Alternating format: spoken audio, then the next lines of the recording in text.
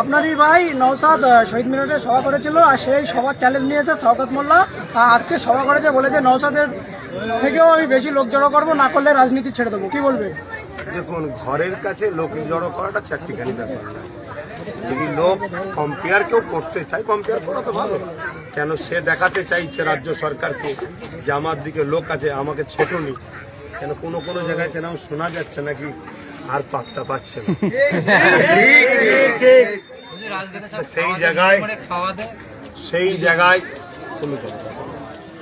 সেই জায়গায় আমি মনে করি যদি কেউ কম্পিটিশন করতে চায় শহীদ মিনারেই ডাকুক, তাহলে বুঝে যাবে ছাপাচ্ছে কিনা। আর না হয় ব্রিগেডে ডাকুক, তাহলে বুঝে যাবে। তবে এতটুকু আমি জানি, নওশাদের অত ঘাটে তেজ নেই যে কাউকে গাড়ি ভাড়া দিয়ে নিয়ে যাবে। আমি ওকে ছোট করছি না, আমার তো ছোট, বড় হিসেবে বলছি। আমি ওকে দিই, ওর মানে এইসব পার্টিতে চলে, ও যেটুকু মাইনে পায় ওটাও পার্টির ভিতরে দিয়ে দেয়।